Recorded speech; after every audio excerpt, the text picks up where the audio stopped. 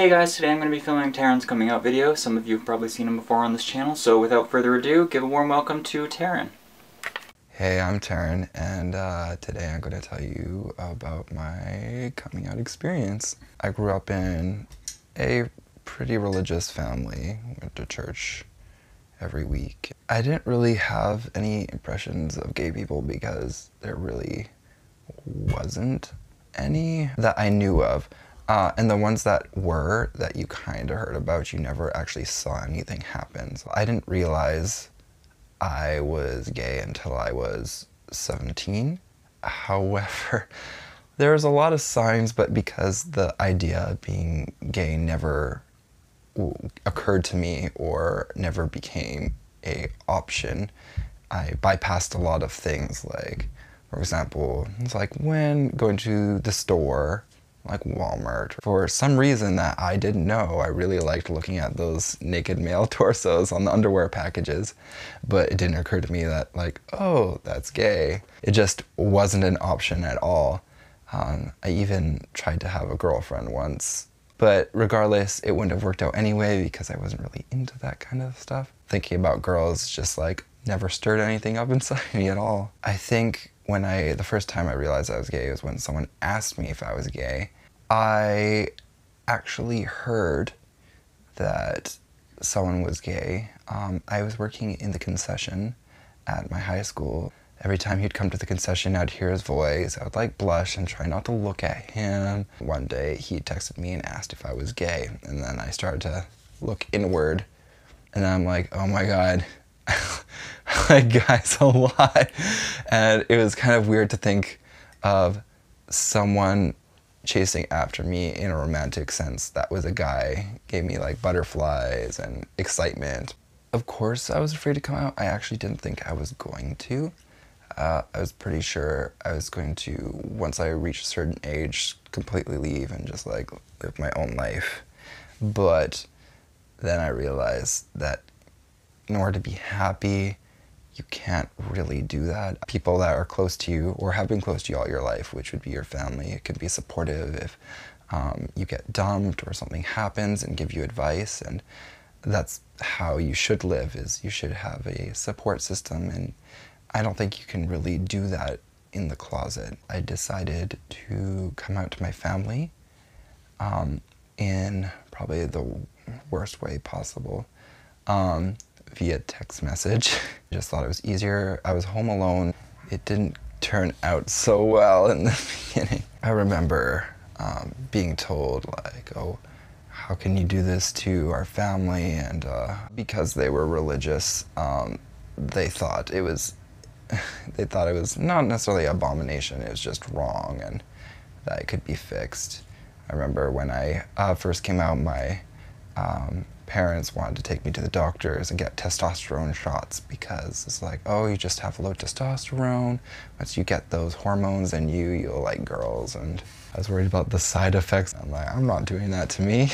It made me feel like I couldn't really, not necessarily trust my family anymore, but a close family member of mine looked me in the eyes and told me, oh, I hope you get AIDS and die. And it got so bad that I got into my car that night I came out and I parked on the side of the road somewhere and slept in my car because it was just too much and I couldn't be there. Honestly, I don't think there was a best course of action because it would have blown up in my face regardless of how I did it. Definitely a lot of things were said and a lot of not necessarily bad choices. A lot of regrettable things happened. I felt betrayed a little bit, and I felt, especially after all the things that were said and done, I really couldn't necessarily forgive them, and not forgive them in a anger kind of way, but not forgive them in the we aren't family kind of way. So there was a very long period of time where I didn't really feel associated with them at all. My family told me that I couldn't live in any city that I had family members in for fear that I would corrupt them. So that's why I ended up here in Vancouver. From when I moved out, I pretty much felt like I had no family. Even when I moved to Vancouver, I moved with my boyfriend at the time.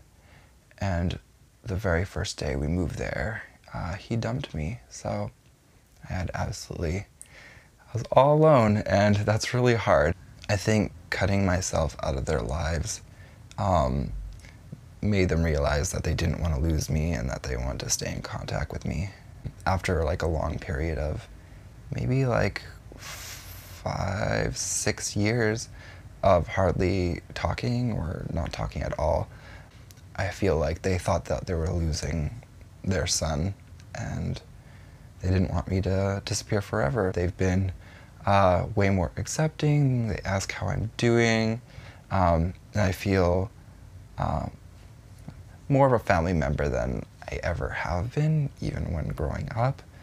And it's just nice that we call each other now. We're there for each other. My only recommendation, or a recommendation, would be to not necessarily get a lot of friends, but know who your friends are and who know who you are truly.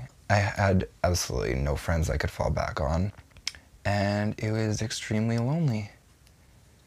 And you kind of have to do that for yourself. You can't just wait and say like, oh, just give it time, things will get better. You have to make things get better for yourself. Because even though I'm good with my family now, and they're wonderful people and I love them all regardless of what's been said, I like forgive all of them. If you personally have family members that don't accept you decades from now, and you just wait and wait and wait, it may never get better unless you do something. Hopefully this helped some of you. I hadn't told very many people at all, especially even people that I got close to. I didn't really tell them the full story because it hurt my feelings thinking about it, especially about like what things were said. And slowly, as things got better with my family, I was able to tell more people about the situation because things got better between them, and I felt more comfortable because things were going in an upward slant. So you guys know Chris, I'll be on the channel more, and if you have any questions or subjects you'd like to cover, leave them in the comments below, and yeah, we'll see what happens. And maybe we'll see you guys soon.